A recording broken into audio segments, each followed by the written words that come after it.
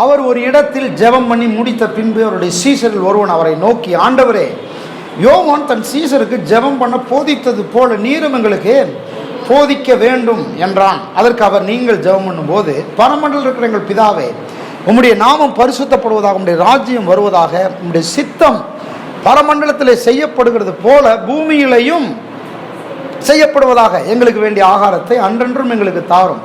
எங்கள் பாவங்களை எங்களுக்கு மன்னியும், நாங்களும் எங்களிடத்தில் கடன்பட்ட எவனுக்கும் மன்னிக்கிறோமே. எங்களை சோதனைக்கு உட்பட பண்ணாமல் தீமை நின்று எங்களை ரட்சித்துக் கொள்ளும் என்று சொல்லுங்கள் என்றார். ஜெபத்தில் இப்படி சொல்லுங்கள் என்று சொன்னார். இயேசு ஜெபித்தார். ஒரு இடத்துல ஜெபம் பண்ண அவர் தீர்மானித்து ஒரு இடத்துல போய் ஜெபம் பண்ணினார். நீங்க வேதாகம் முழுவதும் வாசித்து பார்த்தீங்கன்னு சொன்னா தனிப்பட்ட ஜெபம் தான் ஊக்குவிக்கப்பட்டிருக்கிறதே ஒழிய இந்த பொதுவான ஜெபம், குடும்ப ஜெபம், 4 பேர் சேர்ந்து ஜெபிக்கிற ஜெபம் பெருசா ஊக்குவிக்கப்படவே கிடையாது. கவனிக்கிறீங்களா? நம்ம ஜெபம்னாலே குடும்ப ஜெபம், ஜெபம்னாலே சாப்பாட்டுக்கு ஜெபம், ஜெபம்னாலே 4 பேர் சேர்ந்தாதான் ஜெபம். நிறைய பேருக்கு 4 பேர் சேர்ந்தாதான் ஜெபமே வரும். தனிப்பட்ட ஜெபம் வர்றதே கிடையாது. பர்சனல் பிரேயர், தனிப்பட்ட ஜெபம் இயேசு நமக்கு முன் வைத்திருக்கிற மிக முக்கியமான ஜெபம். இயேசு எப்போ பார்த்தாலும் நீங்க பாருங்க, வேதாகமத்தில் சுவிசேஷ புத்தகங்கள் வாசித்து பாருங்க, அவர் தனியா போய் ஒரு இடத்துல ஜெபம் பண்ணுகிறார், ஒரு இடத்துல போய் தனியாய் ஜெபிக்கிறார். ஏன் அப்படி தனியா ஜெபிக்கிறார்? அப்படி தனியாய் ஜெபிக்கிறதுல இருக்கிற பலன் என்னன்னா, நீங்கள் தனிப்பட்ட விதத்தில் தேவனிடத்திலிருந்து உங்களுடைய வாழ்க்கைக்கான திட்டங்களையும் நோக்கங்களையும் பெறுகிறீர்கள். நிறைய பேருடைய வாழ்க்கையினுடைய பிரச்சனை என் தேவை சந்திக்கப்படவில்லை என்பது அல்ல. பாருங்க, இன்றைக்கு ஒரு சில காரியங்கள் நான் பார்க்க போறோம். இந்த பதில் பெறக்கூடிய ஜெபத்துக்கு அஸ்திபாரம் எதுன்னு ஒரு சில காரியங்களை பார்க்க போறோம். இன்னைக்கு நிறைய பேர் ஜெபம் பண்றாங்க, ஆனா பதிலே பெறாம இருக்கிறாங்க.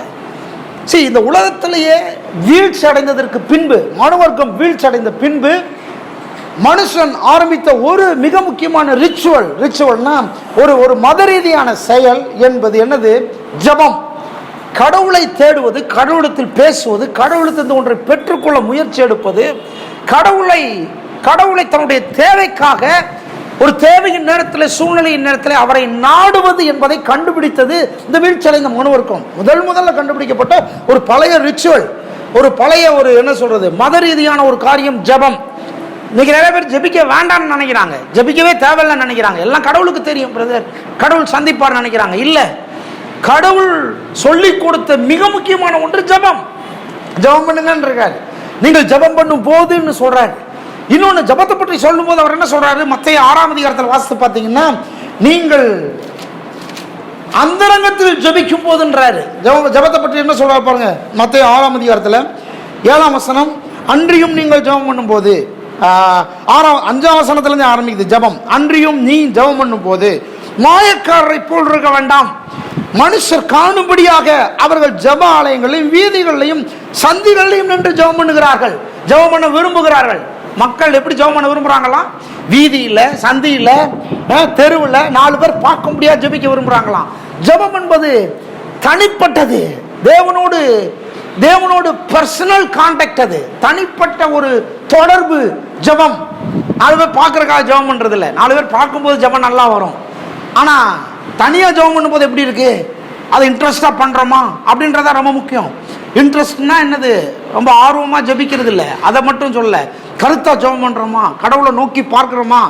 தனிப்பட்ட விதத்தில் தேவனை நோக்கி பார்ப்பதற்கு ரொம்ப ஆர்வமா, ஆசையா, வாஞ்சையா, ஒரு அர்த்தத்தோட நாம் அந்த நேரத்தை ஒதுக்குறோமான்றது ரொம்ப முக்கியம். ஏன்னு சொன்னா, நான் சொல்றேன், எல்லா பிரச்சனைகளுக்கு தீர்வு ஜெபத்தில் இருக்கிறது. எல்லா வியாதிகளுக்குமான தீர்வு ஜெபத்தில் இருக்கிறது. எல்லா சூழ்நிலைகளும் மாறுவதற்கான தீர்வு ஜெபத்தில் இருக்குது. சொல்லுங்க, தனிப்பட்ட ஜெபம். சத்தமா சொல்லுங்க, தனிப்பட்ட ஜெபம். ஒருவேளை நீங்க பதில பெற்றிருந்தீங்கன்னா, ஒருவேளை ஒரு விடை, ஒரு தீர்வை நீங்க பெற்றிருந்தீங்கன்னா, அதுக்கு காரணம் நீங்க ஏதோ ஒரு இடத்துல தனிப்பட்ட விதத்தில் ஜெபம் பண்ணிருக்கிறீங்கன்னு அர்த்தம். அதனாலதான் இந்த பலன் கிடைச்சிருக்குது, அதனாலதான் இந்த விடுதலை, அதனாலதான் இந்த விடை, அதனாலதான் இந்த தீர்வு, அதனாலதான் இந்த சுகம் கிடைச்சிருக்குது. ஆகவே தான் நான் என்கரேஜ் பண்றேன், இன்னும் தனிப்பட்ட விதத்தில் ஜெபம் பண்ண கற்றுக்கொள்ளுங்கள். இன்னும் அதை என்கரேஜ் பண்ணுங்க, அதை ஊக்குவியுங்கள், உற்சாகப்படுங்க. ஒரு பதிலை பெற நீங்க முயற்சி எடுங்க. அந்த பதிலை பெற்ற உடனே அந்த பதில் தருகிற அந்த உற்சாகத்தில் இன்னும் தேவனோட அதிகமான நேரத்தை செலவழியுங்கள். எத்தனை பேர் ஆமென் சொல்றீங்க? எத்தனை பேர் ஆமென் சொல்றீங்க? உற்சாகமா இருக்கிறீங்களா? தனிப்பட்ட ஜெபம், பர்சனல் பிரேயர். அங்க பாருங்க, அப்படி ஜெபம் பண்ணும்போது அவர் சொல்றாரு, நீங்கள் ஜெபம் பண்ணும்போது எப்படி இருக்கணும்? வீதிகளில் போய் ஜெபம் பண்ண வேண்டாம், சந்திகளில் ஜெபம் பண்ண வேண்டாம். நிறைய பேர் பாருங்க, ஃபேஸ்புக்கில் போடுறதுக்காகவே ஜெபம் பண்ணுறது, ஃபேஸ்புக்கில் எல்லாரையும் போய் சந்திக்க, அதாவது இந்த பிக்சர் போய் சேரணுன்னே ஜெபம் பண்ணுறாங்க. ஒருத்தர் பாருங்கள், ரயில்வே ஸ்டேஷனில் முட்டி போட்டு அப்படியே கையை உயர்த்தி ஜெபம் பண்ணுறாரு, அதை ஒரு ஃபோட்டோ எடுத்து ஒருத்தன் போடுறாங்க, அப்லோட் பண்ணுறாங்க. அதுக்காகவே ஜெபம் பண்ணுறது. வசனம் தெளிவாக, வீதிகளில் ஜெபம் பண்ணாதீங்க, மாயக்காரரை போல இருக்காதீங்க, சந்திகளில் ஜெபம் பண்ணாதீங்க, ஜபாலயங்களில் ஜெபம் பண்ணாதீங்க. ஜெபம் என்பது இங்கெல்லாம் ஜெபம் பண்ணுறது இல்லை. அடுத்த வார்த்தை பாருங்க, அப்படி ஜெபம் பண்ண விரும்புகிறார்கள், அவர்கள் தங்கள் பலனை அடைந்து தீர்ந்தது என்று மெய்யாவே உங்களுக்கு சொல்லுகிறேன். நல்லா கவனிங்க, அதில் ஒரு ரகசியம் இருக்குது. நீங்கள் ஜெபிக்கிறதற்கான அந்த ஜெபத்திற்கான பதில் வேண்டுமா, அல்லது நீங்கள் ஜெபம் பண்ணுகிறது போல காண்பிக்கிறதுனால் வருகிற பலன் வேண்டுமா? அதான் இயேசு கேட்கிறாரு. உங்களுக்கு பதில் வேணுமா, பலன் வேணுமா? பலன் வேற, பதில் வேற. பலன் என்பது என்னது? பலன் என்பது 4 பேர் போற்றுவது போல, புகழ்வது போல. ஐயா எவ்வளோமா எப்படி என்ன மாதிரி ஜெபம் பண்றாரு, எவ்வளவு நேரம் ஜெபம் பண்றாரு, எவ்வளவு அழகா ஜெபம் பண்றாரு. இந்த பலன், இந்த போற்றுதல், இந்த புகழ், இது வேணுமா, இல்ல நீங்கள் ஜெபிக்கிறதுக்கான பதில் வேணுமா? நான் கேட்கறது புரியுதா? 2 வித்தியாசம் புரியுதா? ஜெபிக்கிறதுக்கான பதில் வேணுமா, உங்கள் ஜெபத்துக்கான பதில் வேணுமா, நீங்கள் ஜெபம் பண்ணி நல்லா ஜெபம் பண்றீங்கன்ற அந்த புகழ் வேணுமா? நிறைய பேர் நல்லா ஜெபம் பண்றாங்கன்ற புகழுக்காக ஜெபம் பண்றாங்களாம். ஏசு சொல்றாரு, அவங்களாம் மாயக்காரர். மாயக்காரர்னா அர்த்தம் நாடகம் ஆடுறவங்க, நடிக்கிறவங்க, இங்கேயும் அங்கேயும் வேற மாதிரி ஆடுறவங்க. அப்படித்தானே சொல்றாரு, அப்படித்தானே பைபிள் சொல்லுது. பாக்குறீங்களா பைபிள்ல? நல்லா ஜெபம் பண்றாருன்ற புகழ் வேண்டாம், பேர் வேண்டாம். நல்லா ஜெபம் பண்றாருன்ற அந்த அந்த பேருக்காக ஜெபம் பண்ண வேண்டாம். நாம் ஜெபிப்பதற்கான, அந்த ஜெபிக்கிறதற்கான அந்த ஜெப குறிப்புக்கான பதில் வேண்டும். சொல்லுங்க, பதில் வேண்டும். God always interested எதுல? ரிசல்ட்ல. நம்ம எவ்வளவு நேரம் ஜெபம் பண்றோம், எவ்வளவு நீண்ட ஜெபம் பண்றோம், எவ்வளவு வார்த்தைகள் ஜாலம் போடுறோம், யாருக்கு முன்னால ஜெபம் பண்றோம், இதை கடவுள் பார்க்கல. ஆண்டவர் ரிசல்ட்ல கவனமா இருக்கிறாரு. கையை உயர்த்தி சொல்லுங்க, ரிசல்ட்ல கவனமா இருக்கிறாரு, பதில்ல கவனமா இருக்கிறாரு, பதில் மேல் அக்கறையா இருக்கிறாரு. பேர் புகழுக்காக ஜெபம் பண்ணக்கூடாது, பேர் புகழுக்காக கோயிலுக்கு வரக்கூடாது, பேர் புகழுக்காக இல்ல, அந்த பதிலின் மேல் அக்கறை உள்ளவராக இருக்கிறார் அவர். அதனாலதான் அவர் சொல்றாரு, இவங்கெல்லாம் வந்து ஜெபிக்கிறது எல்லாமே வந்து பேருக்காக புகழுக்காக ஜெபம் பண்றாங்க. அந்த பலனை அடைந்து தீர்ந்தது. அவங்க நல்லா ஜெபிக்கிறவங்க, அந்த பேர் வந்த உடனே அந்த பலனை அடைந்து தீர்ந்தது. நீயோ ஜெபம் பண்ணும் போது, 6ஆம் வசனம் பாருங்க, நீயோ ஜெபம் பண்ணும் போது, அவங்க அப்படி ஜெபம் பண்றாங்க, ஆனா நீங்க அப்படி இருக்காதீங்க. பக்கத்துக்கு எப்படி சொல்லுங்க, அவர் சொல்றாரு, ஏன் சொல்றாரு, அவங்க அப்படி ஜெபம் பண்றாங்க, ஆனா நீங்க அப்படி இருக்காதீங்க. ஆமென். பக்கத்துக்கு எப்படி சொல்லுங்க, அவங்க எப்படியோ ஜெபம் பண்றாங்க, ஆனா நீங்க அப்படி இருக்காதீங்க. சொல்லுங்க, நீங்க அப்படி இருக்காதீங்க. நீங்க அப்படி இருக்காதீங்கன்னா எப்படி இருக்காதீங்க? அவங்கள மாதிரி இருக்காதீங்க. சந்தில நின்று, தெருவில் நின்று, இது கோயிலில் நின்று கையை உயர்த்தி இப்படியெல்லாம் நீங்க இருக்காதீங்க. பலர் பார்க்க, பலர் புகழ இப்படி இருக்காதீங்க. ஆனா நீயோ ஜெபம் பண்ணும்போது உன் அறை வீட்டுக்குள் பிரவேசித்து. எங்க பிரவேசித்து? சொல்லுங்க, அறை வீடு. அறை வீடுனா எங்க? நிறைய பேர் அதனாலேயே வந்து என்ன செஞ்சிட்டாங்கன்னா ஒரு ஜெப அறைன்னே ஒதுக்கிட்டாங்க. அது நல்லதுதான். அறை வீட்டுக்குள் பிரவேசித்து அப்படின்னா என்ன அர்த்தம்? ஒரு அறை வீட்டுக்குள் பிரவேசிக்கிறதுனா என்ன அர்த்தம்? பர்சனலா, தனிப்பட்ட விதத்துல நீங்களும் தேவனும். சொல்லுங்க, நானும் தேவனும், நானும் கடவுளும். ஆமென், அல்லேலூயா. வேற யாரும் எனக்கு துணை இல்லைங்க ஜெபம் பண்ண. நல்லதுங்க, அதுதான் கரெக்டு. ஜெபம் பண்றதுக்கு துணை வேண்டாம். ஆமென், அல்லேலூயா. பைபிள் சொல்லுது, நீயோ உன் அறை வீட்டுக்குள் பிரவேசித்து உன் கதவை பூட்டி. உள்ள போய் கதவை பூட்டுன்றார். என்ன மாதிரி ஆண்டவர் பாருங்க.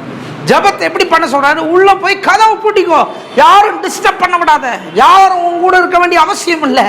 நானும் நீயும் தேவனும் நாம் தனிப்பட்ட விதத்தில் இருந்து ஜெபிப்பதற்கு பேர் தான் ஜெபம். அதான் பதில் பெறக்கூடிய ஜெபம். ஆமென். அறை வீட்டுக்குள் பிரவேசித்து கதவை பூட்டி அந்தரங்கத்தில் இருக்கிற உன் பிதாவை நோக்கி ஜெபம் பண்ணு. பிதாவுடைய ஸ்டேட்டஸ் எப்படி இருக்குது? அந்தரங்கமா இருக்குது. சொல்லுங்க, அந்தரங்கமா இருக்குது. யாரும் பார்க்க கூடாத இடத்துல அவர் இருக்கிறாரு, தனிப்பட்ட விதத்தில் இருக்கிறாரு. அவர் வந்து உங்க ஜெபத்தை கேட்கறதுக்கு அவர் ஆர்வமா தனியா இருக்கிறாரு. உங்களுடைய பர்சனல் காரியங்களை 10 பேரை வச்சுக்கிட்டா பேசுவீங்க இல்ல, தனிப்பட்ட விதத்தில் பேசுங்கன்றாரு. ஜெபம் என்பது தனிப்பட்ட விதத்தில் தேவனை தொடர்பு கொள்வது. தனிப்பட்ட ஜெபத்தை தான் வேதம் என்கரேஜ் பண்ணுது. தேவன் எப்படி இருக்கிறார்? அந்தரங்கத்தில் இருக்கிறார். சொல்லுங்க, எப்படி இருக்கிறாரு? அந்தரங்கம். அந்தரங்கம்னா என்னது? ரகசியமாய் இருக்கிறார். அவர் தனியா இருக்கிறார். அவர் சொல்றாரு, நீ தனிப்பட்ட விதத்துல உன் வீட்டுக்குள், அறை வீட்டுக்குள் பிரவேசித்து கதவை பூட்டும் போது நான் உள்ள வந்துடுறேன். நம்ம 2 பேர் மட்டும் பேசுவோம், சம்பாசிப்போம், இடைபடுவோம், தொடர்பு கொள்வோம். உன்னுடைய பிரச்சனை என்ன, உன் சூழ்நிலை என்ன, உன் ரகசியமான காரியங்கள் என்ன, உன் தேவை என்ன, நீ எதுக்காக இந்த பூமியில் இருக்கிற, நீ எப்படிப்பட்ட காரியங்களை செய்யணும், எங்க போகணும், யாரை பார்க்கணும், என்ன வழிகள்லாம் உனக்காக வைக்கப்பட்டிருக்கிறதுன்றதை போதிப்பதற்காக அவர் சொல்றாரு, நீ 4 பேரோட வராத, தனியா வாழ்ற. கைத்தட்டி ஒரு ஆமென் சொல்றீங்களா? தேவன் எப்போதுமே நம்முடைய தனிப்பட்ட ஜெபத்தில் அக்கறை உள்ளவராக இருக்கிறார். தனியா வா. அவருடைய ரகசியமான வழிகளை கர்த்தர் உங்களுக்கு காண்பிப்பார். தனிப்பட்ட ஜெபத்தில் உங்கள் நேரத்தை செலவிடும் பொழுது தேவன் உங்களோடு பேசுகிற ஒரு அற்புதமான நேரம்.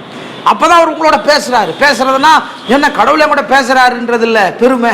கடவுள் எனக்கு வழிகளை காண்பிக்கிறார், வாய்ப்புகளை காண்பிக்கிறார், மனுஷர்களை காண்பிக்கிறார், தயவுகளை காண்பிக்கிறார். வேதம் சொல்லுது, நான் உனக்கு போதித்து நீ நடக்க வேண்டிய வழியை உனக்கு காண்பிப்பேன், உன் மேல் என் கண்களை வைத்து உனக்கு ஆலோசனை சொல்லுவேன்றார். இதெல்லாம் எங்க நடக்குது? தனிப்பட்ட விதத்தில் ஜெபிக்கிற ஜெபத்தில் நடக்கிறது. யாரும் உங்களுக்கு ஆலோசனை சொல்ல தேவையில்லை, யாரும் உங்களை வழி நடத்த தேவையில்லை. பாருங்க, யார் திக்குமுக்காடுறாங்க பிரச்சனை நேரத்தில்? தனிப்பட்ட விதத்தில் தேவனோடு ஐக்கியத்தில் தொடர்புல இல்லாதவங்க தான் திக்குமுக்காடுறாங்க. அவங்க தான் ஊரெல்லாம் போய் தங்களுடைய வழிகளை தேடிக்கிட்டு இருக்கிறாங்க. அவங்க தான் பிரச்சனையில் சிக்கிக்கொள்றாங்க. யாரோ ஒருத்தர் கைட் பண்ணி எங்கேயோ போய் மாட்டிக்கிறாங்க. தனிப்பட்ட விதத்தில் ஜெபிக்கிற ஜெப வீரர்கள், பர்சனல் ப்ரேயர் பண்ற நபர்கள் கரெக்டாக கைட் பண்ணப்படுறாங்க. எத்தனை பேர் ஆமென் சொல்றீங்க? கரெக்டாக கைட் பண்ணப்படுறாங்க. யாரும் அவங்கள டிஸ்ட்ராக்ட் பண்ண முடியாது, டிஸ்டர்ப் பண்ண முடியாது. கரெக்டாக கைட் பண்ணப்படுறாங்க. அடுத்து அவங்களுக்கு என்ன செய்யணும்னு தெரியும், அடுத்து எங்கே போகணும்னு தெரியும், என்ன பேசணும்னு தெரியும், யாரை பார்க்கணும்னு தெரியும். எல்லாவற்றையும் அவர்கள் அறிந்திருக்கிறார்கள். ஏன்னா கடவுள் அவங்களோட பேசுறாரு, கடவுள் அவங்களை கைட் பண்றாரு, கடவுள் அவங்களை வழிநடத்துகிறவராக இருக்கிறார். ஏன்னா அவங்களுக்கும் தேவனுக்கும் அங்கே ஒரு நெருக்கமான ஒரு உறவு அங்கே உண்டாகிறது, ஒரு ஐக்கியம் உண்டாகிறது, ஒரு அற்புதமான ஒரு பட்சமான நெருக்கம் உண்டாகிறது. ஏஸ் அப்படியே சொல்லி கொடுக்குறாரு, தனிப்பட்ட விதத்தில் ஜெபம் பண்ணுங்க, தனிப்பட்ட விதத்தில் ஜெபம் பண்ணுங்க சொல்லிட்டு அவர் சொல்றாரு, அந்தரங்கத்தில் பார்க்கிற உன் பிதா வெளியரங்கமாய் பலன் அளிப்பார். ஒரு வெளியரங்கமான பலன். நீங்க போய் ஊரெல்லாம் சொல்ல தேவையில்ல, எனக்கு இது வந்துருச்சு கிடைச்சிருச்சு பதில் கொடுத்துட்டாருன்னு சொல்லவே தேவையில்ல. நீங்கள் அந்தரங்கத்தில் பிதாவோடு ஜெபிக்கிற ஜெபத்திற்கான பதிலை கர்த்தர் எப்படி தர்றாராம்? வெளியரங்கமாய் தருகிறார். எப்படி தராரு? எல்லாரும் பார்க்கிற மாதிரி தராரு. நல்லா கவனிங்க, இதுல இருக்கிற ஒரு முரண்பாடு புரியுது அவங்களுக்கு? எல்லாரும் பார்க்கிற மாதிரி ஜெபம் பண்ணீங்கன்னா பலனை அடைஞ்சிட்டீங்க. ஆனா தேவன் மட்டும் பார்க்கிற மாதிரி ரகசியமா ஜெபம் பண்ணீங்கன்னா பதில் எல்லாரும் பார்க்கிற மாதிரி கிடைக்கும். ஆமென். எல்லாரும் பார்க்கிற மாதிரி பதில் கிடைக்கும், எல்லாரும் பார்க்கிற மாதிரி உயர்வு கிடைக்கும், எல்லாரும் பார்த்து மூக்கு விரல் வைக்கிற மாதிரி உங்களுக்கான பதிலை தேவன் தர வல்லவராக இருக்கிறார். எத்தனை பேர் ஆமென் சொல்றீங்க? எல்லாரும் பார்க்கிற விதத்தில் அவர் பலனை அருளுகிறார். அடுத்த வசனம் பாருங்க, அன்றியும் நீங்கள் ஜெபம் பண்ணும்போது அஞ்ஞானிகளை போல வீண் வார்த்தைகளை அளப்பாமல். ஆண்டவர் நம்முடைய நிறைய வார்த்தைகள் இன்ட்ரெஸ்டா இல்ல, என்னென்ன வார்த்தை போடுறோன்றதுல அவர் ரொம்ப இன்ட்ரெஸ்டா இல்ல.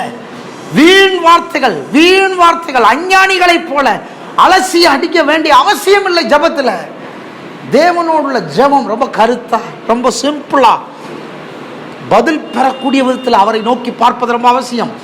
பாருங்க, நல்லா கவனிங்க, இந்த டிப்ளமோ லெவல் பிடிஹெச் லெவல் படிப்புல இருக்கிற ஆட்கள் ரொம்ப பேசுவாங்க. ஆனா மேற்கொண்டு படிக்க போக மாஸ்டர்ஸ் லெவல் அப்படி இப்படின்னு மேலே போக வார்த்தைகள் சுருங்கிரும். ஆனால் அர்த்தம் ரொம்ப வெயிட்டாக மாறிடும், மீனிங் ரொம்ப வெயிட்டாக மாறிடும். ஆரம்ப ஜபம் அப்படியே அளப்பல் மாதிரி தான் இருக்கும்.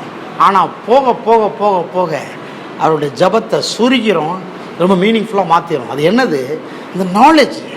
சில காரியங்கள் நான் பார்ப்போம். நாலேஜ், கடவுளை பற்றிய அறிவு, தேவன் இன்னார்ன்றதை புரிந்து கொள்வது, கடவுளுடைய வார்த்தையை படிக்க தேவன் யாருன்னு தெரிய தேவனுடைய அணுகுமுறை என்ன, தேவனுடைய அற்புதமான வாக்குத்தத்தங்கள் என்ன, அவர் எப்படியெல்லாம் என் வாழ்க்கையில நிறைவேற்ற போகிறார், என்னவெல்லாம் செய்து முடித்திருக்கிறார், நான் இப்போ எப்படி அதை பெற்றுக்கொள்வது, எப்படி கிளைம் பண்றதுன்ற இந்த போதனைகளை பெற வார்த்தைகள் சுருங்கினோம்.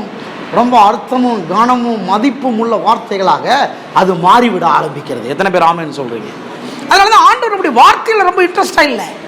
வார்த்தையில் இன்ட்ரெஸ்ட் நிறைய வீண் வார்த்தைகளை போட்டு அலப்ப வேண்டிய அவசியம் இல்லை, ஜாலம் பண்ண வேண்டிய அவசியம் இல்லை.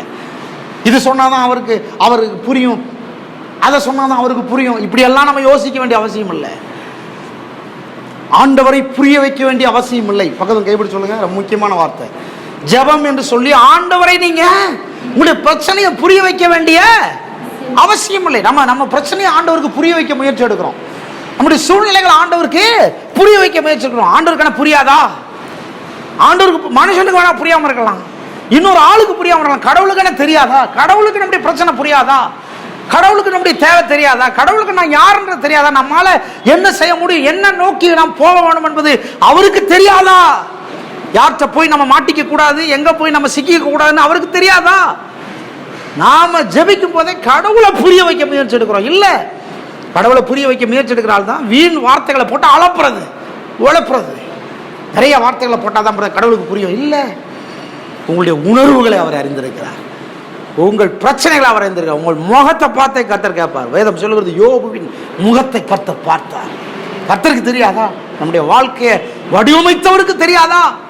வேதம் சொல்லுகிறது, நீங்க வேண்டிக் கொள்வதற்கு முன்னமே உங்களுக்கு இன்னது தேவை என்பதை அவர் அறிந்திருக்கிறார். நீங்க புரிய வைக்க வேண்டிய முயற்சியை எடுக்க வேண்டிய அவசியம் இல்லை.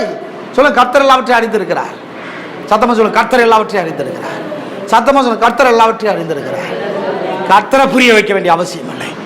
கர்த்தரை நீங்க ரொம்ப புரிய வைக்க வேண்டிய முயற்சி எடுக்க வேண்டிய அவசியம் இல்லை. கர்த்தருக்கு எல்லாம் புரியும். கர்த்தர் எல்லாவற்றையும் புரிந்து வைத்திருக்கிறார், எல்லாவற்றையும் அறிந்து வைத்திருக்கிறார். எல்லாம் அவருக்கு தெரியும். அவருக்கு தெரியாதுன்னு ஒண்ணுமே கிடையாது. ஆமென்.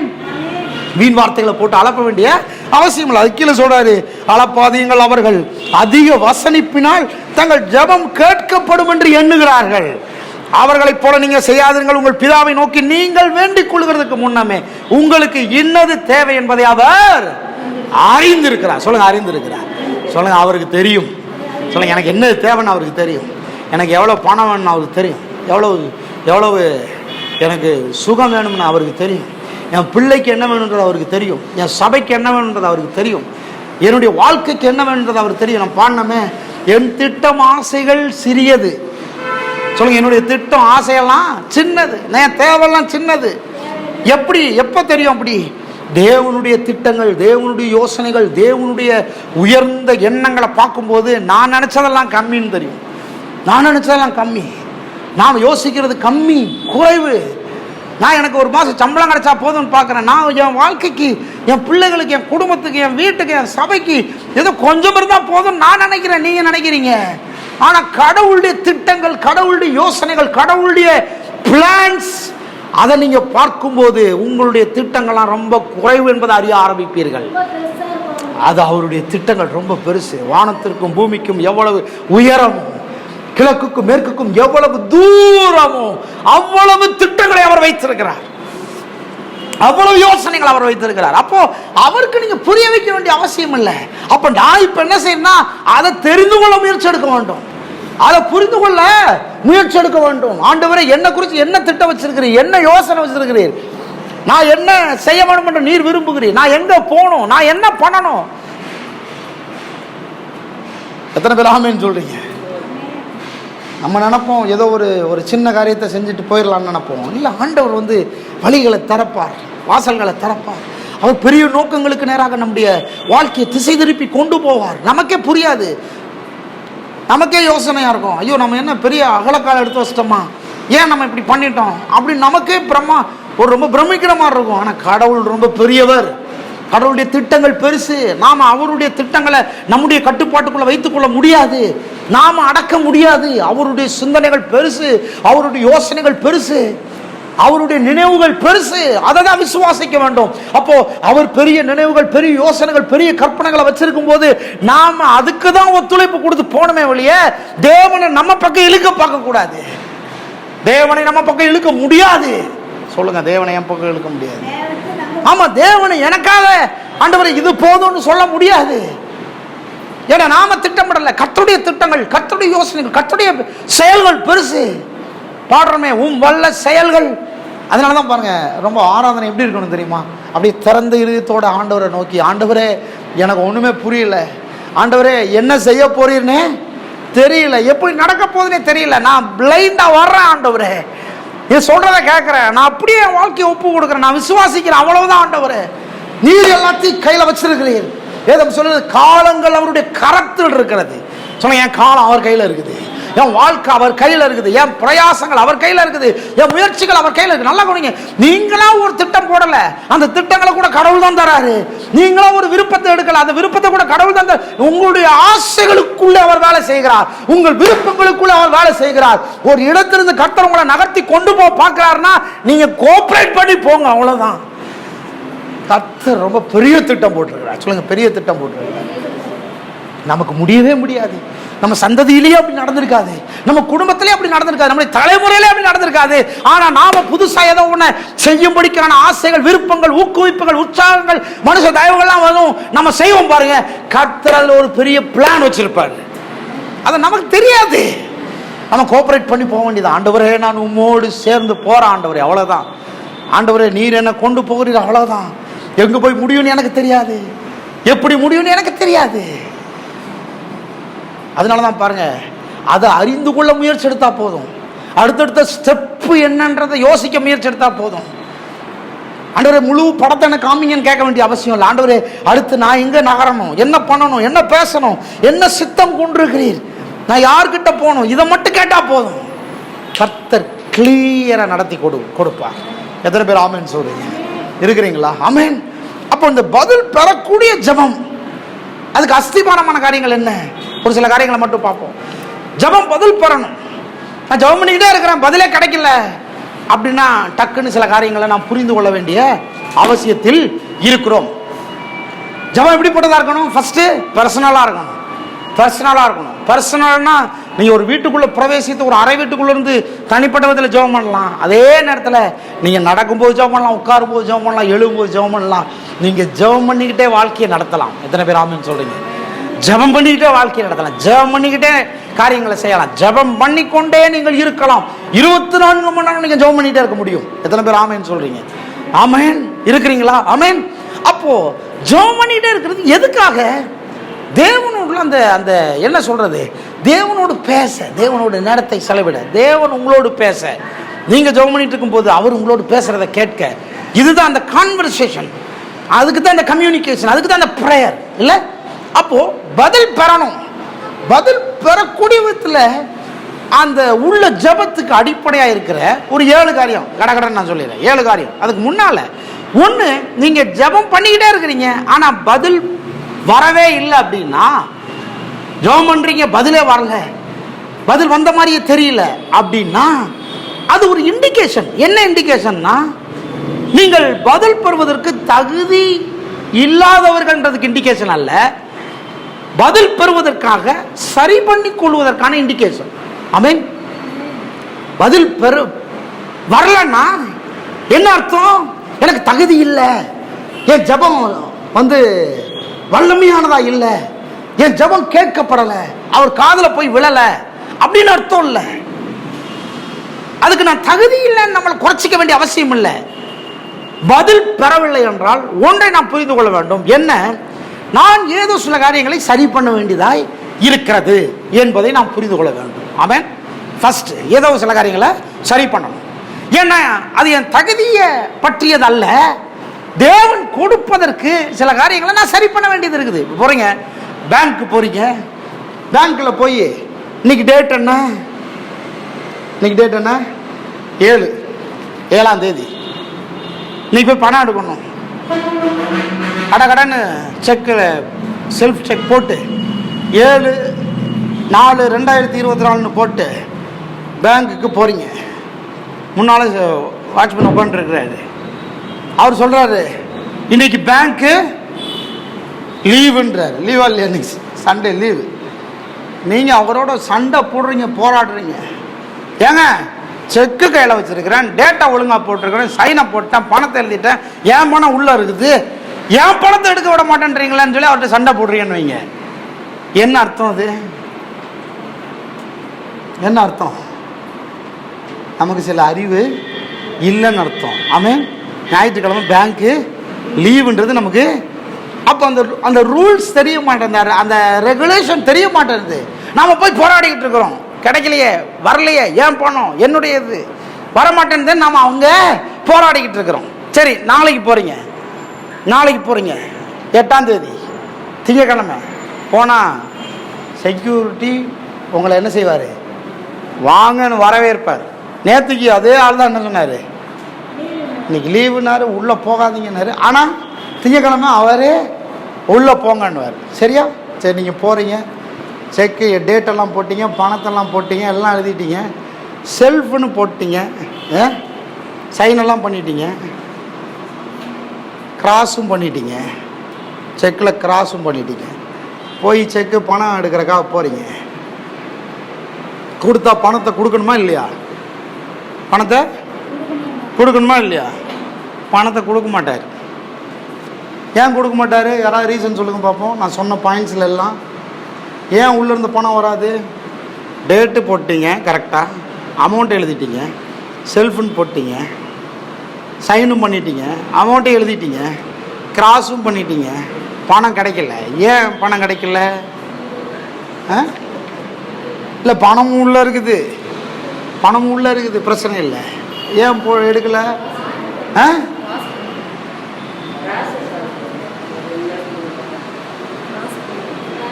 இல்லை, உங்கள் பேங்க்கு தான் போயிருக்கிறீங்க.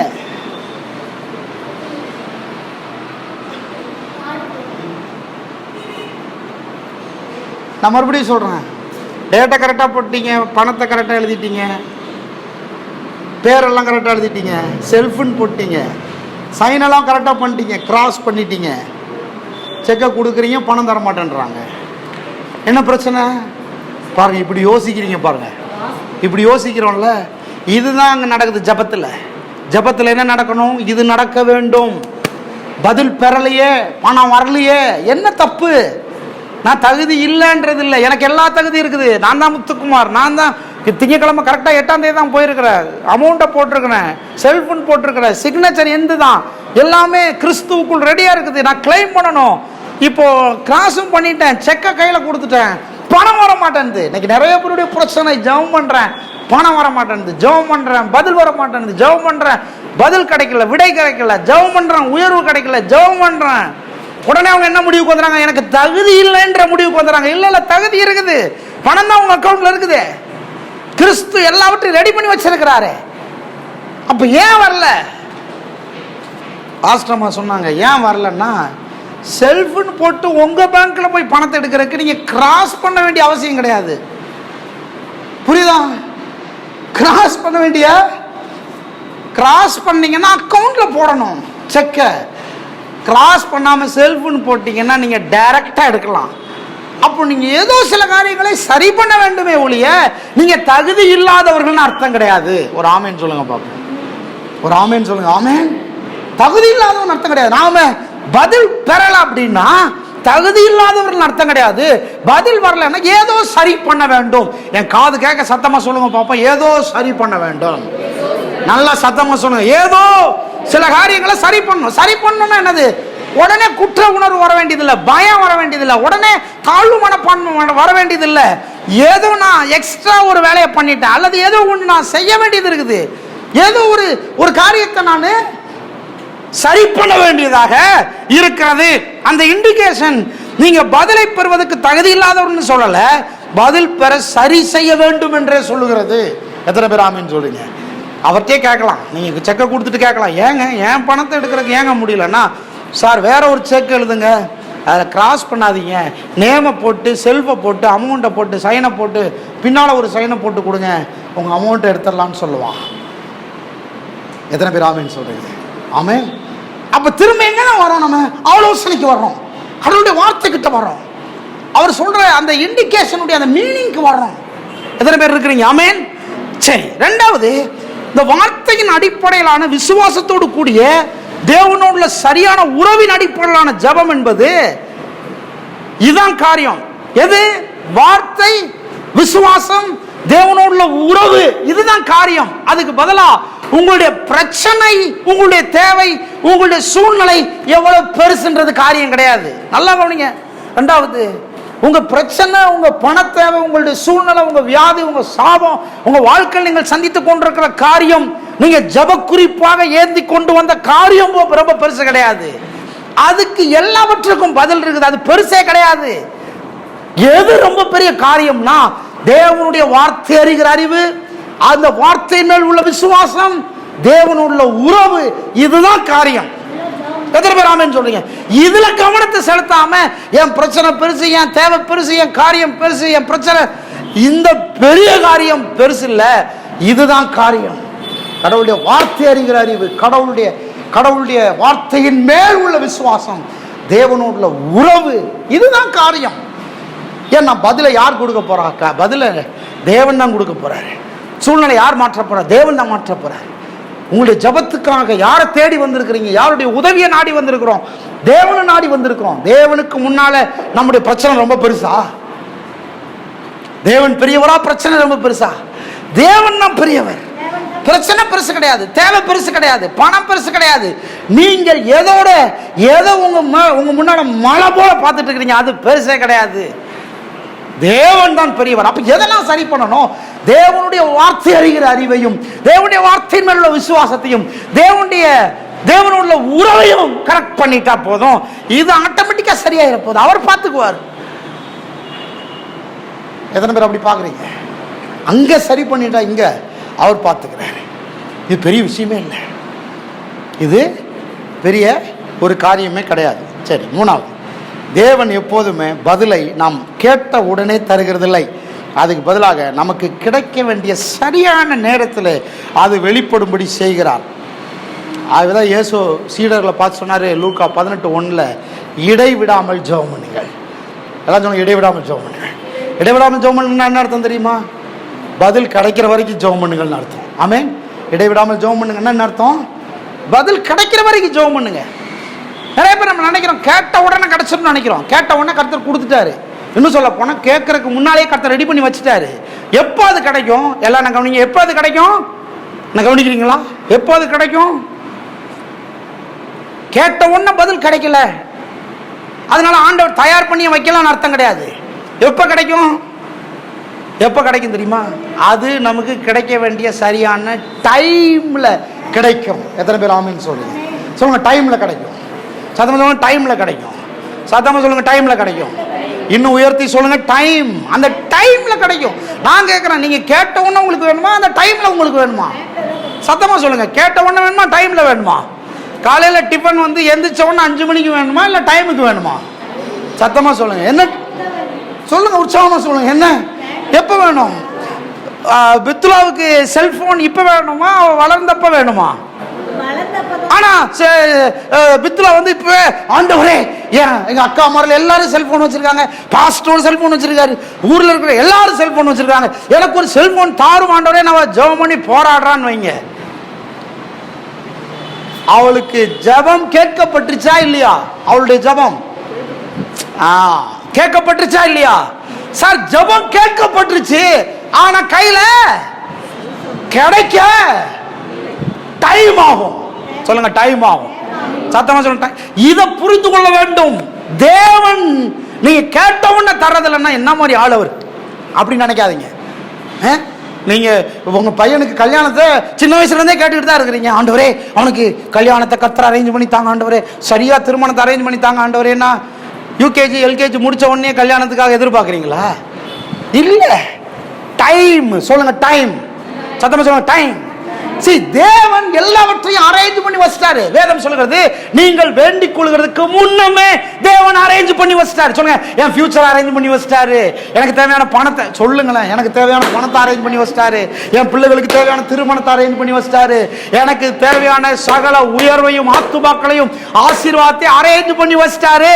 ஐ ஆம் வெயிட்டிங் ஃபார் எக்ஸாக்ட் டைம். சரியான நேரத்துக்காக காத்திருக்கனே ஒழிய எதுக்காக காத்துல? இன்னும் ரெடி ஆகலையேன்னு ஆண்டவர் மேல எனக்கு கோபம் இல்ல. எல்லாம் ரெடியா இருக்கு. சொல்லுங்க, எல்லாம் ரெடியா இருக்கு. ஜபத்திற்கு போவதற்கு முன்னால அந்த பதில் பெறக்கூடிய ஜபம் எதை அஸ்திபாரமா கொண்டதுன்னா, நான் ஜபம் பண்ண உடனே கையில தூக்கிட்டு வந்துடுவேன்றது இல்ல அஸ்திபாரம். நான் ஜபம் பண்ணுவேன், எனக்கு ஒரு கன்ஃபர்மேஷன் ஆகுது. என்ன கன்ஃபர்மேஷன்? ஏற்ற நேரத்தில் அது எனக்கு கிடைக்கும்படி வெளிப்படும். ஏற்ற நேரத்தில் வெளிப்படும். சொல்லுங்க, ஏற்ற நேரத்தில் வெளிப்படும். வேதம் சொல்லுது அதினதின் காலத்தில் அவர் சகலவற்றையும் நேர்த்தியாக செய்திருக்கிறார். நம்முடைய ஜெபம் காலத்தை மாற்றாது. நம்முடைய ஜெபம் காலத்தில் ஒன்றை கிடைக்கும்படிக்கு செய்யும். காலத்தில் சொல்லுங்க, காலத்துல, அந்த காலத்துல தான் எனக்கு வேணும், அந்த டைம்ல தான் எனக்கு வேணும்.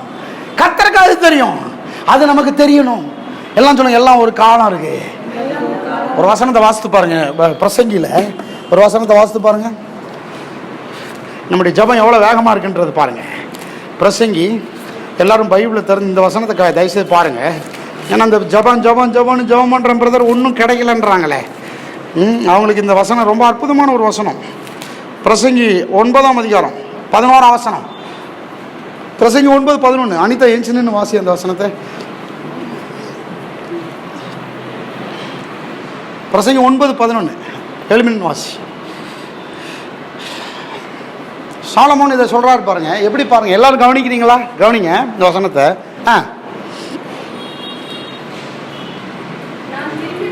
நான் திரும்பிக் கொண்டு சூரியனுக்கு கீழே சாலமோன் காண்கிற ஒரு ரொம்ப முக்கியமான விஷயம் கண்டதாவது, நம்முடைய ஜெபம் ஓடுற மாதிரி ஜெபம் ஓடுது. ஜெபம் இன்னைக்கு நிறைய ஓட்டம் தான். ஓடுகிறதற்கு வேகம் உள்ளவர்களின் வேகமும் வேகமா ஜெபம் பண்றோம். ஏகப்பட்ட வேகம் ஜெபத்தில், ரொம்ப வேகத்தை காண்பிக்கிறோம். நம்ம எவ்வளோ வேகமாக ஜெபம் பண்ணுறோமோ அவ்வளோ வேகமாக நமக்கு கிடைக்கணும்னு பார்க்குறோம் இல்லையா? சரி, வேகமும்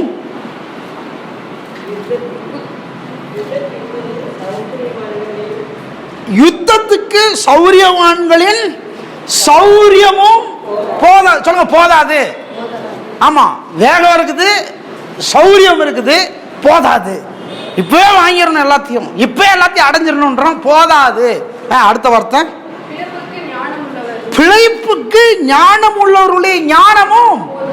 பெரிய ஞானம் வேற இருக்குது, 1000 ஞானம் இருக்குது, போட்டு உழப்புறோம், ஆனா போதாது. சாலமோன் போதாது, பத்த மாட்டேன்து. சரி, போதாது. ஐஸ்வர்யம் அடைகிறதுக்கு புத்திமான்களுடைய புத்தியும் ஞானம் போதாது, வேகம் போதாது, சௌரியம் போதாது, புத்தியும் போதாது, எல்லாம் போதாது. சொல்லுங்க, போதாது. ஆமா, நமக்கு இருக்கிற வேகத்துக்கு இப்பவே 10 லட்சம் 10 கோடி வந்துடணும், ஆனா போதாது, இதெல்லாம் போதாது. போதாது. தயவு அடைகிறதற்கு வித்வான்களின் அறிவும் போதாது. என்னென்ன போதாது? வேகம் போதாது, சௌரியம் போதாது, அப்புறம் ஞானம் போதாது, அப்புறம் அறிவு போதாது, எதுவுமே போதாது. சொல்லுங்க, போதாது. ஆமா, போதாதுன்னா குறைவா இருக்குது, ஆனா வேகமா இருக்கிறோம், எல்லாமே தீவிரமா இருக்கிறோம். அவர் மாதிரி நான் இவ்வளவு பெரிய சபையா மாறிடுமான்னு நினைக்கிறோம். போதாதுன்றார். போதாது, ரொம்ப முக்கியம். அடுத்த வார்த்தை சொல்லுங்க, எல்லாருக்கும். சொல்லுங்க, எல்லாருக்கும். அவர்கள் எல்லாரும். சொல்லுங்க, அவர்கள் எல்லாருக்கும். இந்த வேகமாக ஓடுறவர்களுக்கு, ஞானம் உள்ளவர்களுக்கு, அறிவு உள்ளவர்களுக்கு, புத்தி உள்ளவர்களுக்கு, சௌரியம் உள்ளவர்களுக்கு, ஒன்றை நோக்கி லக்கை அடைய வேண்டும் என்ற அந்த வேகம் உள்ளவர்களுக்கு, அவர்கள் எல்லாருக்கும் எல்லாம் சொல்லுங்க, சமயமும் தேவ செயலும். ஓ, கைத்தட்டி ஒரு ஆமேன்னு சொல்லுங்க பார்ப்போம். ஆமேன். அவங்க எல்லாருக்கும் என்ன வேணும்? டைம் வேணும். அந்த டைம்ல நடக்கும். அந்த டைம்ல தான் தேவ செயல் நேரிடும். சொல்லுங்க, நான் எதுக்காக காத்திருக்கிறேன்? பதிலுக்காக காத்திரல சார். நான் எதுக்காக காத்திருக்கிறேன்? டைமுக்காக காத்திருக்கிறேன். சொல்லுங்க, என் காலத்துக்காக காத்திருக்கிறேன். சொல்லுங்க, என் காலத்துக்காக நான் காத்திருக்கிறேன். இந்த அறிவு உள்ளவர்கள் வெக்கப்பட வேண்டியதில்லை. இந்த அறிவு உள்ளவர்கள் தலகுனிய வேண்டியதில்லை. இந்த அறிவு உள்ளவர்கள் எனக்கு ஒன்று நடக்கலையேன்னு சோர்ந்து போக வேண்டியதில்லை. நான் சோர்ந்தே போறதில்லை. ஏங்க, நான் சொல்றேன், இந்த வெளிப்பாடை பெற்றுக்கொண்டதுக்கு அப்புறம் நான் சோர்ந்தே போறதில்லை, நான் பயப்பட போறதே இல்லை. நடக்குமா நடக்காதெல்லாம் எனக்கு அதை குறித்து டவுட்டே கிடையாது. சொல்லுங்க, டவுட்டே கிடையாது. நீங்க வேணா கவலைப்படலாம், என்னங்க நடக்க மாட்டேன், உயர மாட்டேன்றோம், பெருக மாட்டேன்றோம். ஏங்க, I am waiting for the right time. சரியான நேரத்திற்காக, சரியான தேவ செயலுக்காக நான் காத்திருக்கிறேன். காலத்துக்கு முந்தி நீங்க பெறுவீர்களே ஆனால் அதுதான் ஆபத்து. காலத்துக்கு பிந்தி நீங்கள் பெறுவீர்களே ஆனால் அதுதான் ஆபத்து. கர்த்தர் எந்த ஒன்றையும் அதன் காலத்துல தருகிறார். கைத்தட்டி ஒரு ஆமீன் சொல்லுங்க. எனக்கு வரும். எப்ப வரும்? அந்த காலத்தில் வரும், சரியான நேரத்தில் வரும், சரியான நேரத்தில் உயரும், சரியான நேரத்தில் கிடைக்கும், சரியான நேரத்தில் நடக்கும், சரியான நேரத்தில் பலன் அடைவேன், சரியான நேரத்தில் எல்லாம் நடக்கும். அப்போதான் அந்த சமயம் வெளிப்படும், அப்போதான் தேவ செயல் வெளிப்படும். எத்தனை பேர் ஆமேன்னு சொல்றீங்க? இருக்கிறீங்களா இல்லையா? ஆமேன். நான் ஒன்றை சொல்லி முடிக்கிறேன்.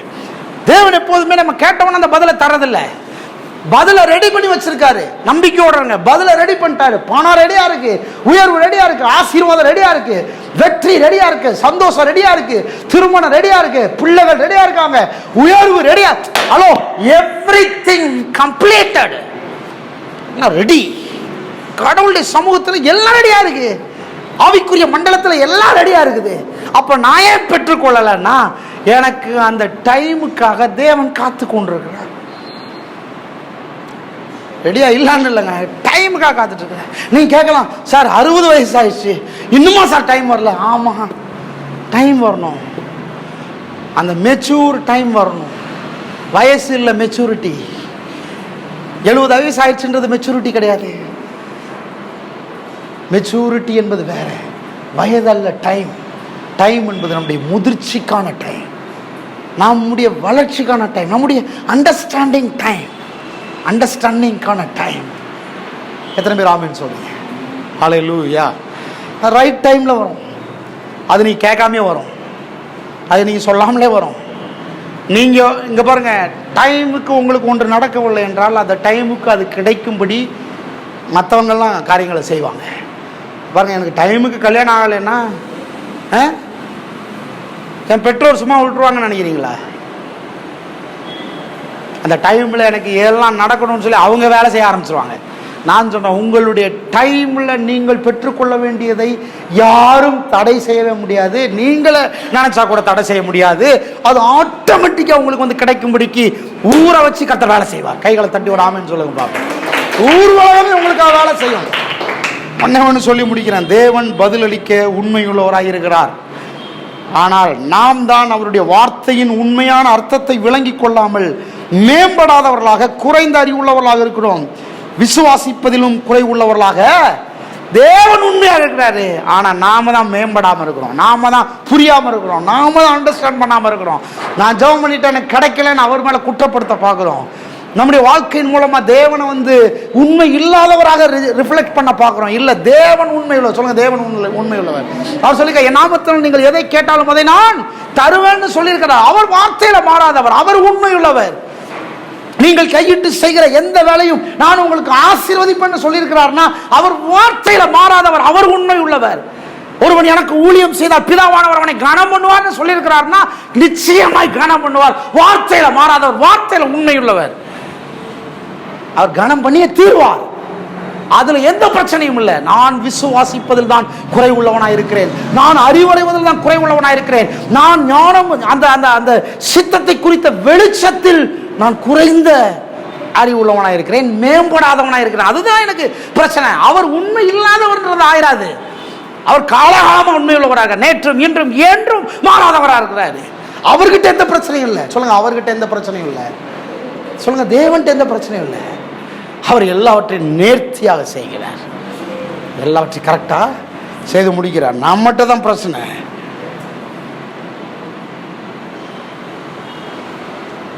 நமக்கு தான் இப்ப அந்த பயிற்சி தேவைப்படுது. தேவனுடைய சித்தத்தை அறிந்து கொள்கிற பயிற்சி தேவைப்படுது. மார்க் 11:24 சொல்லுது, நீங்கள் அந்த மலையை பார்த்து பெயர்ந்து சமுத்திரத்தில் தள்ளுண்டு போன்னு சொன்னா அது அப்படியே ஆகும்னு சொல்லியிருக்கிறாரு. நம்ம விசுவாசிக்கிறதுக்கு தான் நமக்கு பயிற்சி தேவைப்படுது. நாம் அதை தள்ளுண்டு போக பண்ணுவதற்கு தான் பயிற்சி தேவைப்படுது. நம்முடைய விசுவாச அளவில் நாம் உயர்வதற்கு தான் பயிற்சி தேவைப்படுதுங்க. தேவன்கிட்ட எந்த பிரச்சனையும் இல்லை. எத்தனை பேர் ஆமென் சொல்றீங்க? கையை உயர் சொல்லுங்க. தேவன்கிட்ட எந்த பிரச்சனையும் இல்லை. சத்தத்தை உயர் சொல்லுங்க. தேவன்கிட்ட எந்த பிரச்சனையும் இல்லை. அவர் உண்மையிலோரா இருக்கிறார். எல்லாவற்றையும் அவர் செய்ய வல்லவராய் இருக்கிறார். அவரால் கூடாத காரியம் ஒன்றுமே இல்லை. அவர் எனக்கு எல்லாவற்றையும் செய்து முடித்திருக்கிறார். இப்போ நான் என்ன பண்றேன்? நான் மேம்பட பார்க்கிறேன், நான் உயர பார்க்கிறேன், நான் சிந்திக்க பார்க்கிறேன், நான் யோசிக்க பார்க்கிறேன், தேவனுடைய அறிவை நான் அடைய பார்க்கிறேன். எத்தனை பேர் ஆமென் சொல்றீங்க? ஹல்லேலூயா, ஹல்லேலூயா. நல்லா கவனிங்க, உங்களுடைய ஜெபம் வீண் போகவே போகாது. அர்த்தமுள்ள ஜெபமா இருக்கணும். அந்த ஜபத்திற்கான பதிலை தேவன் ஏற்கனவே ஆயத்தம் பண்ணி வச்சிட்டாரு. அது எனக்கு கிடைக்கிறதுக்கு டைம் ஆகுது. ஆமென். அதுக்கு தான் நான் காத்துக்கிட்டு இருக்கிறேன். அதுக்குள்ள என்ன பண்றாரு கர்த்தர்? என் விசுவாசத்தை தூண்டி விடுறாரு, என் நம்பிக்கையை தூண்டி விடுறாரு, என்னை மோல்டு பண்றாரு, என்னை மெச்சூர் ஆக்குறாரு. ஹலோ, ஆமென். மற்றவங்க நம்மளை பார்த்து சொல்றது ரொம்ப ஈஸி. என்ன வளராமே இருக்கிறாங்க, உயராமே இருக்கிறாங்க, பண்ணாமே இருக்கிறாங்க, கிடைக்காம சொல்றது ஈஸி. ஊரெல்லாம் சொல்றாங்கன்றக்கா நாம் வெட்கப்பட வேண்டிய அவசியம் கிடையாது. நாம் ஒன்றை புரிந்து கொள்ள வேணும். எனக்கு ஒரு டைம்ல எல்லாம் கிடைக்கும்படி காத்து கொண்டிருக்கிறது. அது கிடையில கர்த்தர் என்னை மெச்சூர் ஆக்குகிறார். என்ன கர்த்தர் என்ன பண்றாரு? வளர்க்கிறார், புத்தி அடைய பண்ணுகிறார், ஞானம் அடைய. நான் தானே அதை பெற்றுக்கொள்ளணும். சொல்லுங்க, நான் தானே பெற்றுக்கொள்ளணும், நீங்க தானே பெற்றுக்கொள்ளணும். அப்ப நீங்க பெற்றுக்கொள்ளணும்னா நீங்க சரியான நபராய் போய் அதை அடைய வேண்டும் என்று கர்த்தர் பார்க்கிறார். தகுதி இல்லாத, சரியில்லாத ஒரு நபரை அப்ப அடையக்கூடாதுன்னு பார்க்கிறாரு. நம்மளால அவர் அன்புள்ளவராக இருக்கிறார், அக்கறை உள்ளவராக இருக்கிறாரு. ஆமென். ஹல்லேலூயா. பெல்னா கையில் கத்தியை கொடுப்போம், பித்துலா கையில் கத்தியை தரமாட்டோம். ஏன் தரமாட்டோம்? ரெண்டும் பெண்கள் தானே, ரெண்டு பேரும் ஒரே மாதிரி தானே இருக்காங்க, கொடுக்க வேண்டியதானே. கொடுக்க மாட்டோம். ஏன்னா இன்னும் மெச்சூர் ஆகலை, இன்னும் ஹேண்டில் பண்ண தெரியாது. ஆமென். ஏன் கர்த்தர் 10 கோடியை கையில் தரமாட்டேன்றாரு? ஹேண்டில் பண்ண தலைகால் தெரியாது. 10 கோடியை நம்ம கையில் கொடுத்துட்டா தலை கீழே இருக்கும், கால் மேலே இருக்கும். கர்த்தருக்கு நல்லா தெரியும், அதனால கர்த்தர் கொடுக்கறது இல்லை. எத்தனை பேர் ஆமென் சொல்றீங்க? நம்ம சொல்லக்கூடாது கர்த்தர் அம்பானியெல்லாம் ஆசீர்வதிக்கிறார், அடியேன கைவிட்டார். இல்லை, கர்த்தர் ஏற்ற நேரத்துக்குள்ள நம்மளை மெச்சூராக்க, சொல்லுங்க, மெச்சூராக்குகிறார். கர்த்தர் வளர்க்கிறார். கர்த்தர் நம்மளை உயர்ந்த எண்ணங்களினால் நிரப்புகிறார். நம்மளை சரியான நேரத்துக்காக காத்திருக்க வைக்கிறார். எத்தனை பேர் ஆமென் சொல்றீங்க? நான் வளர்றேன், நான் பெருகிறேன், நான் விசுவாசிக்க ஆரம்பிக்கிறேன், நான் உயர்ந்த எண்ணங்களால் நிரம்புகிறேன். தேவனை பற்றிய புத்தி தெளிவு எனக்கு உண்டாகிறது. தேவன் இன்னார் என்பதை நான் புரிந்து கொள்ள ஆரம்பிக்கிறேன், அவருடைய சித்தத்தை அறிந்து கொள்ள ஆரம்பிக்கிறேன், என் ரூட்டை கரெக்டா கண்டுபிடிக்க ஆரம்பிக்கிறேன். தேவன் என்னை கரெக்டா கைட் பண்றார். தேவன் கரெக்டா, தேவன் உங்களை கரெக்டா கைட் பண்றார். சொல்லுங்க, தேவன் என்ன கரெக்டா கைட் பண்றார். தேவன் உங்கள் வாழ்க்கையில மிஸ்டேக் பண்ணவே இல்லை. தேவன் உங்கள் வாழ்க்கையில ரொம்ப அக்கறை உள்ளவராக, அன்புள்ளவராக இருக்கிறார். ஆமென். சொல்றீங்களா? பதில் ரெடியா இருக்கு. சொல்லுங்க, பதில் ரெடியா இருக்கு. சொல்லுங்க, பதில் ரெடியா இருக்கு. சத்தமா சொல்லுங்க, பதில் ரெடியா இருக்கு. உயர்வு ரெடியா இருக்கு, ஆசீர்வாதம் ரெடியா இருக்கு, பணம் ரெடியா இருக்குது, எனக்கான சகலமும் ரெடியா இருக்குது. எல்லாத்தையும் ரெடி பண்ணி வச்சுட்டு கர்த்தர் ஜெபம் பண்ண சொல்றாரு. ஏன் ஜெபம் பண்ண சொல்றாரு? நான் எதுக்காக ஜெபம் பண்றேன்? இப்போ கர்த்தாவே ரெடி பண்ணுன்னு ஜெபம் பண்ணல, நீ ரெடி பண்ணி வச்சிருக்கிறத பெற்றுக்கொள்வதற்கு என்னை மெச்சூராக்கும், என்னை உயர்ந்த எண்ணங்களால் நிரப்புன்னு ஜெபம் பண்றேன். அப்படி ஜெபிக்கும் போது கர்த்தர் என்ன பண்றார்? ரைட் டைமுக்காக என்னை காத்திருக்க வைக்கிறார். சரியான நேரத்துக்காக நான் காத்திருக்கேன். சரியான நேரத்தில் எனக்கு உயர்வு வரும், சரியான நேரத்தில் நான் வெற்றி அடைவேன், சரியான நேரத்தில் எல்லா கண்களும் ஆச்சரியப்படுகிற அளவிற்கு நீங்களும் நானும் உயர்ந்து நிற்போம். எத்தனை பேர் ஆமென் சொல்றீங்க? Praise God. ஆமென். எல்லாரும் எழுப்பி நிற்போம். ஸ்தோத்திரம்.